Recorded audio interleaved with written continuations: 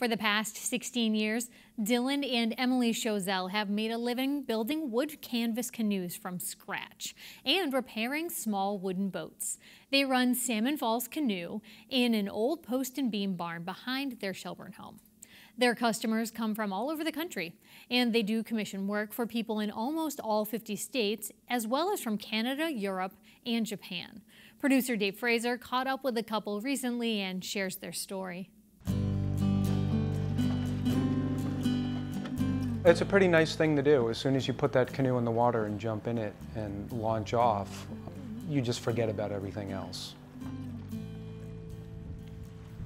I liken also to sort of entering the slow lane on the highway, right? And being really intentional about just taking your time and giving yourself an hour or two. You can just put your daily life aside and it's just maybe you or the people you're with and that canoe.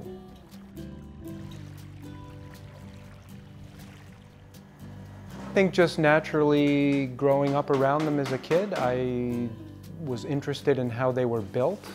So when I graduated college, I had a list of things to do, and one of those things on the list was learning how to build a wood canvas canoe. That's what I did first, and that's as far as I made it on that list. I was a fine arts major in college, so I really liked working with my hands. The satisfaction really of just building something from scratch and then being able to put that in the hands of someone who also appreciates it is pretty awesome. Our shop is located in this old barn that was, one of the barns was built about 1850, the other one was built about 1920. We were looking for a space to move our business into, and we came across this and we knew it was going to be a good fit. We were sort of looking for a happy medium between where our parents lived, and we kind of dumb-lucked into Shelburne. As the years went by and we settled into this community and we realized how rich and diverse it is with other craftspeople and artists, we thought how lucky we were that we sort of stumbled into this town. And now we're raising our family here, and we couldn't be more pleased to be surrounded in, you know, the beauty and the comfortableness of this life in rural Massachusetts.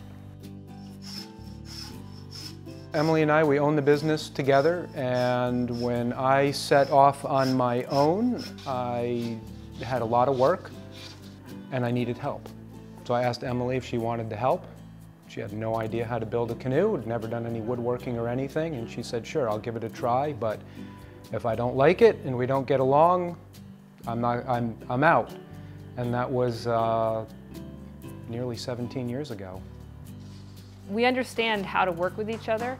It's not always easy, you know, there's a lot of things that we have to balance, and we make a good team, and if we didn't, we wouldn't be doing it because we have a family that we're raising and lots of other responsibilities in life, so this has to be good for us to continue it.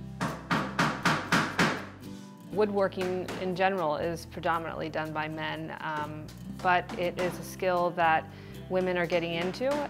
There are other women who are canoe builders. I'm not sure exactly how many these days do it full-time, but it's what I do with myself full-time.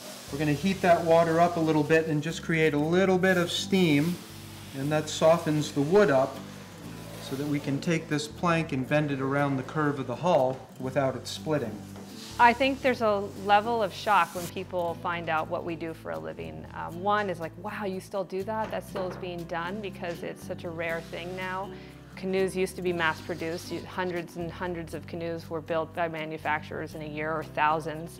And now it's, you know, for us, it's, you know, between 10 and 12 new canoes will be built during the course of the year, which is just right for us. We don't want to necessarily do more than that. Even though we build canoes and restore wooden boats, we don't spend nearly enough time on the water. I miss it as soon as I've left it, and I eagerly wait for the time when I can get back to the water.